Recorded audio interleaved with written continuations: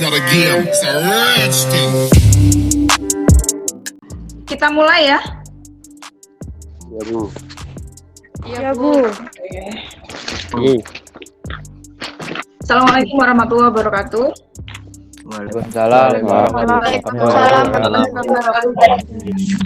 Waalaikumsalam. Ini anak-anak, jadi prakerin kalian itu kan seharusnya dilaksanakan tanggal berapa? 5 Juni. Jadi tanggal 5 Juni itu Bapak Ibu guru sudah ke kantor-kantor. Mohon izin agar kalian bisa melakukan prakerin di kantor. Akan tetapi keadaan pandemi tidak memungkinkan kalian untuk melakukan prakerin. Jadi ada masa tunggu untuk memutuskan apakah kalian itu tetap magang atau tidak. Akan tetapi ternyata sampai sekarang itu belum mendapatkan izin untuk magang. Nah, ada dua pilihan selain magang di kantor. Jadi menggunakan project work atau menggunakan KWU. Untuk yang project work itu sudah pernah dilakukan, tetapi kali ini kita tidak menggunakan project work, melainkan menggunakan yang model kewirausahaan. Nah, untuk menggunakan yang kewirausahaan ini, itu alurnya agak panjang, jadi ada dua dokumen yang kalian siapkan, dan pelengkapnya juga ada. Nanti alurnya, pertama kalian membuat proposal usaha. Yang kedua, kalian nanti membuat laporan usaha. Jadi yang pertama itu kalian merencanakan usahanya terlebih dahulu. Kemudian setelah itu kalian melakukan proses usahanya, mulai dari pembuatan produk sampai memasarkan produknya. Setelah itu kalian membuat dokumen laporannya. Nanti rencananya kalian pertama itu merencanakan usaha. Setelah kalian rencanakan usaha, itu bentuknya dokumennya adalah membuat proposal usaha. Setelah itu kalian membuat presentasinya karena proposal usaha ini nanti akan dipresentasikan. Setelah itu baru kalian melakukan proses pembuatan produk dan pemasaran produk. Selama proses itu kalian rekam semuanya. Jadi harus ada buktinya. Entah itu berupa foto atau berupa video. Jadi semua harus ada buktinya. Kalau misalnya kalian melakukan penghitungan modal atau kalian melakukan proses riset yang lain, misal kalian handling area atau kalian melakukan pembuatan produk atau kalian melakukan pemasaran dimanapun itu atau menggunakan cara apapun, itu semuanya harus ada buktinya. Setelah itu nanti bukti-bukti dikumpulkan, kalian buat menjadi satu portofolio berupa laporan. Nah, laporan itu baru bisa dibuat apabila kalian sudah melalui alur mulai dari perencanaan sampai ke akhir penghitungan rugi laba. Jadi kalian paham ya nanti yang harus kalian lakukan. Yang pertama apa, Nak? Membuat proposal. Sebelum membuat proposal itu artinya kalian harus mempunyai pemikiran yang matang tentang usaha yang akan kalian lakukan, ya. Jadi, kami membebaskan kalian untuk memilih teman yang bisa diajak kerjasama untuk melakukan usaha. Kemarin sama Budia diberi berapa batasannya? 4 sampai 5. Oke. 4 sampai 5. Jadi kalian boleh memilih 4 sampai 5. Kaitannya juga dengan modal yang akan kalian peroleh. Modalnya nanti urunan, Nak. Ya, urunan. Itu ditentukan sekitar masing-masing anak itu 100. Jadi modal kalian itu sedikit sekali berdasarkan modal pribadi. Gelingingan, Rek. Modal pribadinya dari masing-masing anak itu 100. Jadi ketika kalian mendapatkan 5 anggota, kalian mendapatkan modalnya berapa? 500. Nah, 500. Kalian harus memikirkan usaha apa yang sekiranya akan kalian lakukan dengan 500 itu. Yang bisa kalian lakukan. Perhitungannya semuanya nanti akan jelas.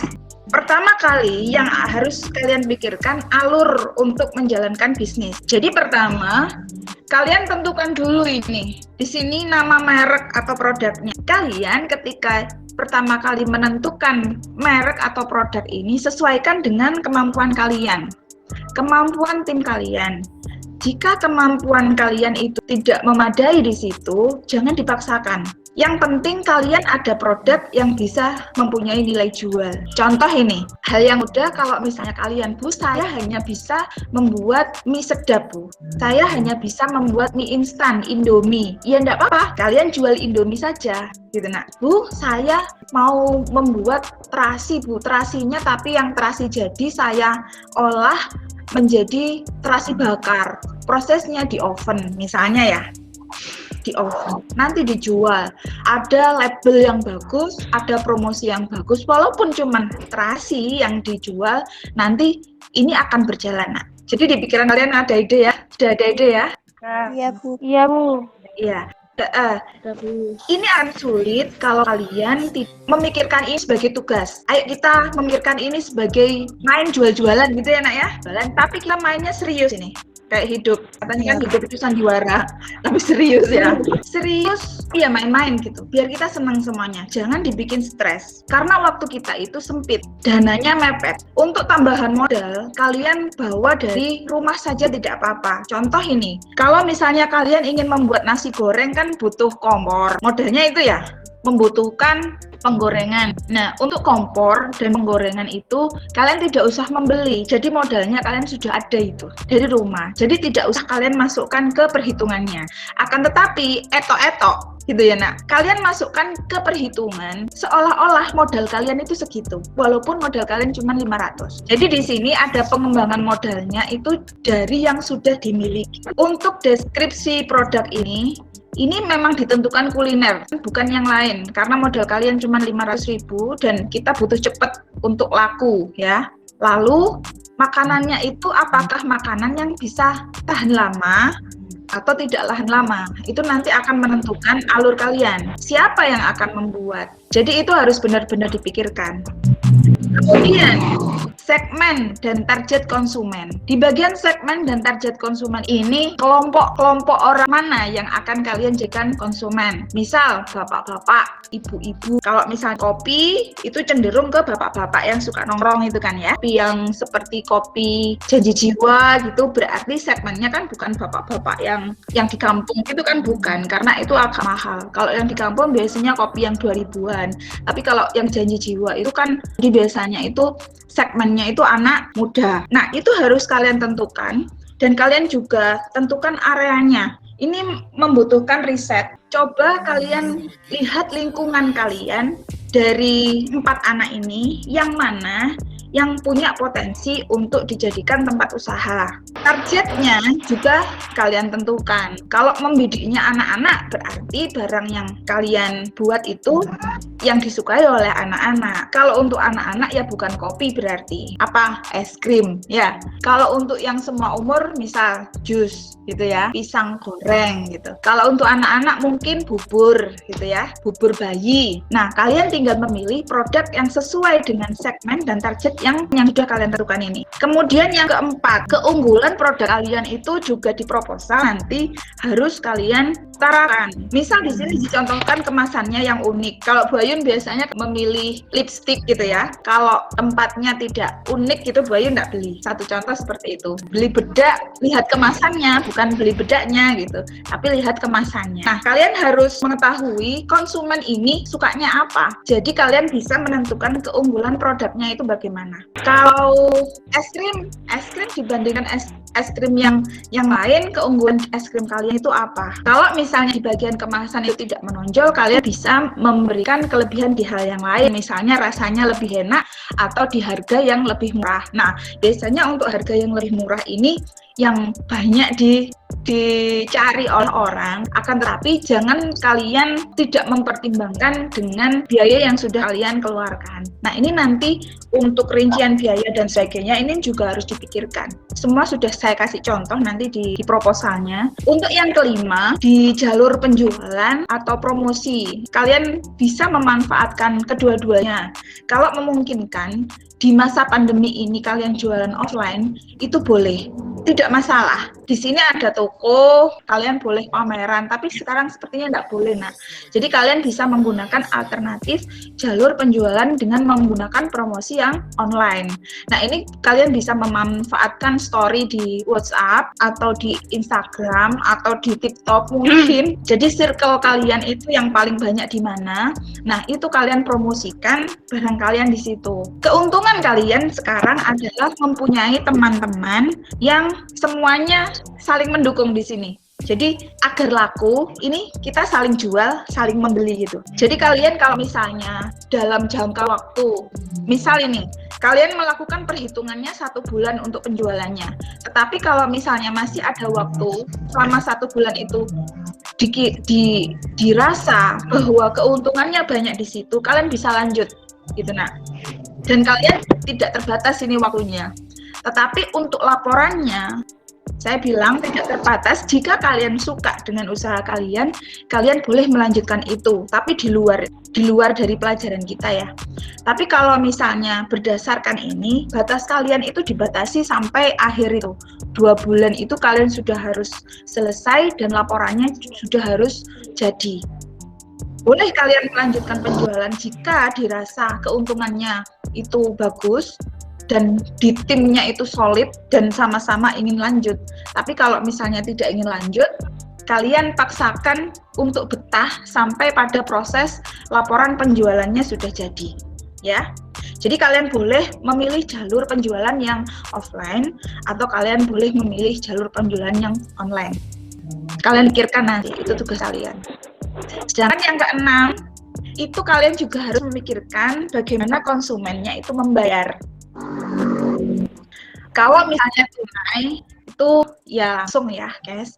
Tetapi kalau misalnya ingin membayarnya itu konsumen, kalau seperti Bu Ayun lebih tidak, saya tidak suka untuk mengambil uang di ATM. Jadi kebanyakan apalagi pandemi begini, Bu Ayun lebih banyak lewat rekening atau menggunakan OVO. Nah, jika kalian segmen atau pasar kalian seperti Bu Ayun ini, artinya kalian harus menyiapkan rekeningnya ya. Jadi kalian punya rekening atau kalian punya OVO gitu. Nah, jadi proses transfer pembayaran itu bisa dilakukan. Tapi kalau misalnya ya sudah, nanti kalau ketemu saja, berarti itu cara pembayarnya langsung atau cash. Nah, jangan lupa kalian melakukan pencatatan penjualan. Pencatatan penjualan ini kalian bisa menggunakan manual, tapi tidaklah, Bu Ayun sudah ngajari kalian menggunakan Excel ya. Jadi kalian gunakan Excel. Semuanya itu jangan lupakan pelajaran akuntansi. Jadi nanti nyambungnya di sini di teknologi perkantoran, simulasi dan komunikasi digital, dan pelajaran akuntansinya. Kalau KWU-nya ini jelas, ekonominya ini jelas. Jadi ini jika kalian itu magang di kantor, kalian itu dididik menjadi staf kantor. Keuntungannya adalah kalian tahu budaya yang ada di kantor. Akan tetapi kalau di sini kalian dituntut pengadministrasiannya sebagai ownernya, sebagai bosnya. Nah, di sini kalian bagaimana cara kalian biar teman-teman kalian itu solid, bagaimana cara mengatasi konflik, baik itu konflik antar pribadi atau konflik tentang masalah keuangan atau pemasarannya. Nah, itu yang nanti akan kalian hadapi. Jadi Bu Ayu pesen ke kalian, yang satu yang paling utama adalah kekompakan kalian. Jangan sampai tidak kompak, karena nanti akan menghambat pastinya ke belakang. Nggak enak kita kerja kalau kita itu nggak kompak. Jadi kalau misalnya ada sesuatu dibicarakan, kalau itu masalahnya masalah pekerjaan, jangan dilanjutkan ke masalah pribadi.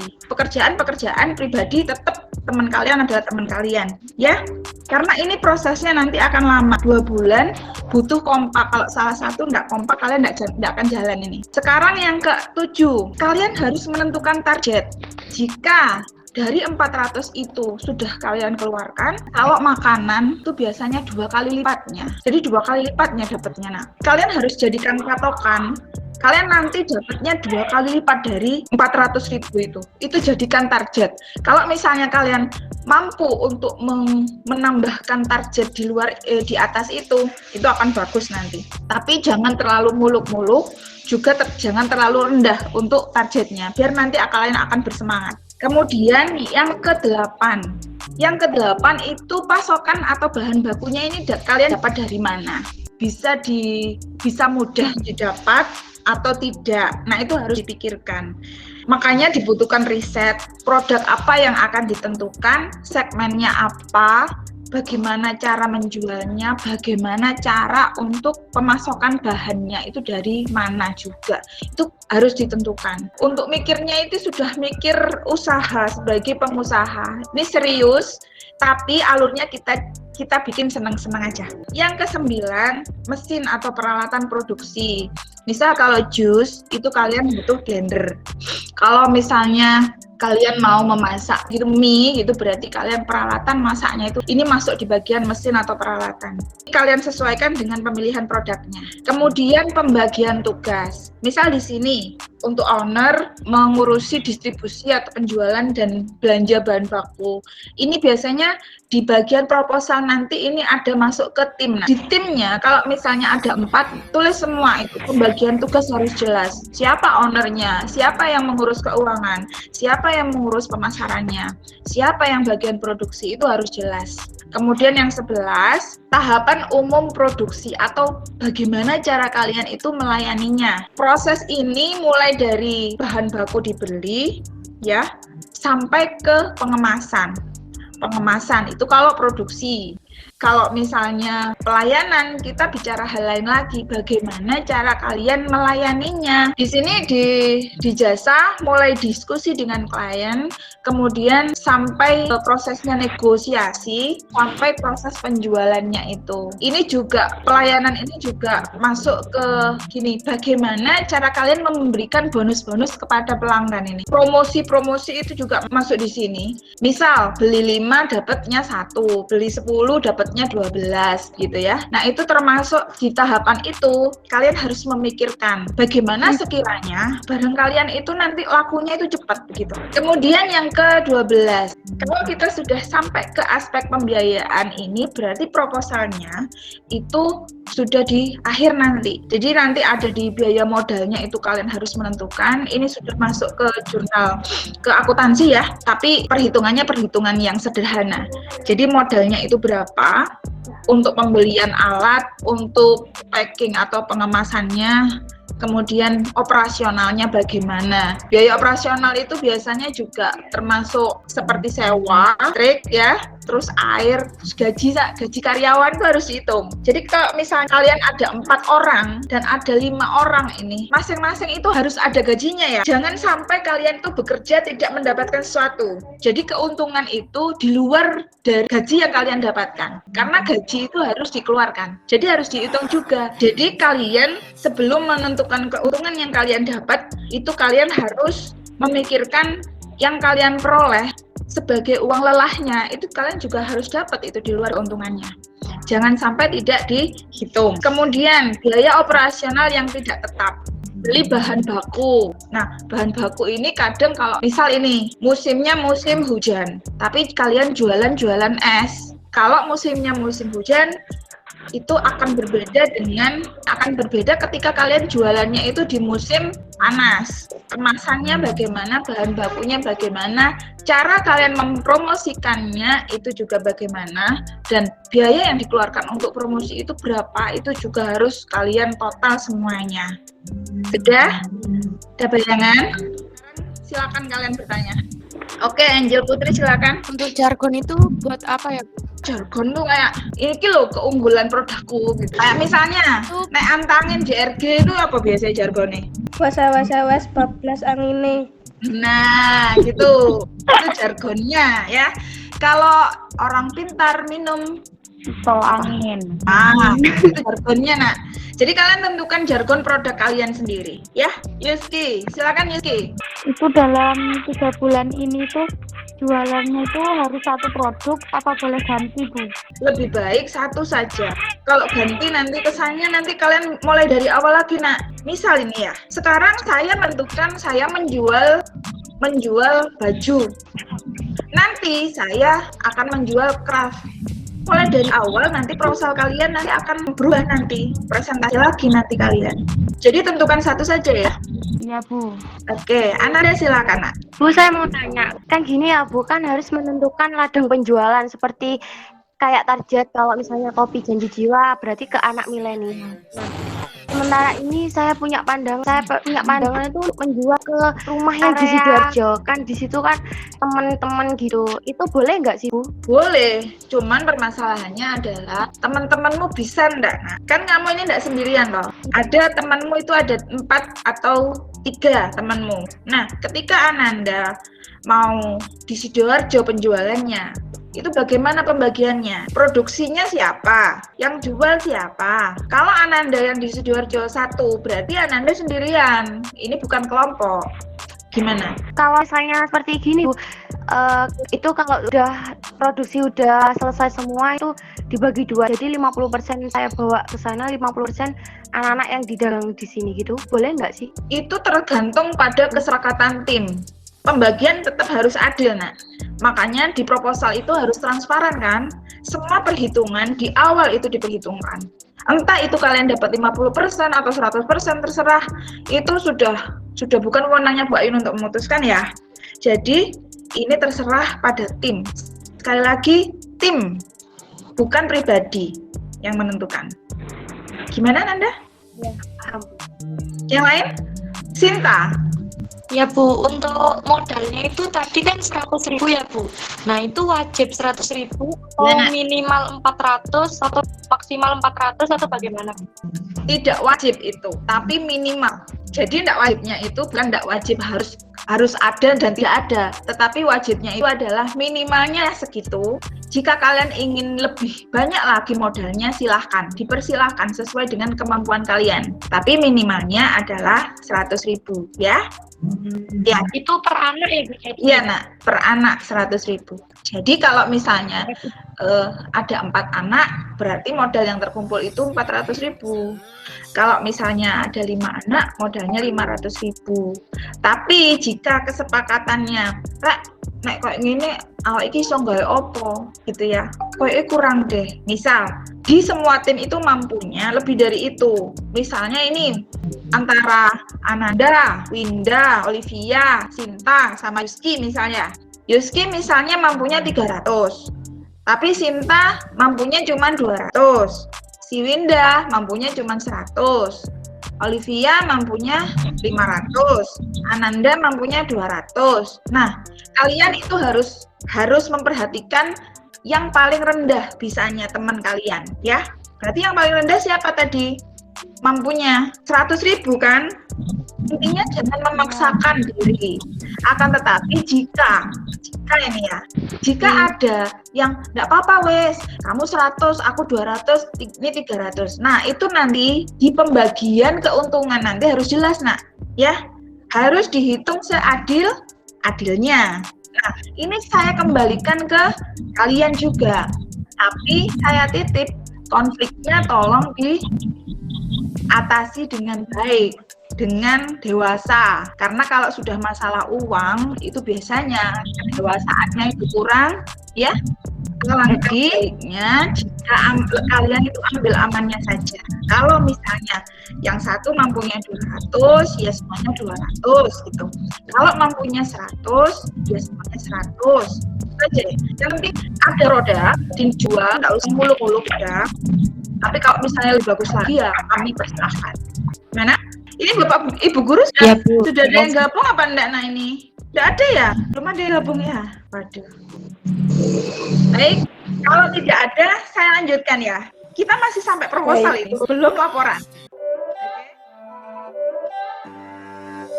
It's not a game, it's a rich thing.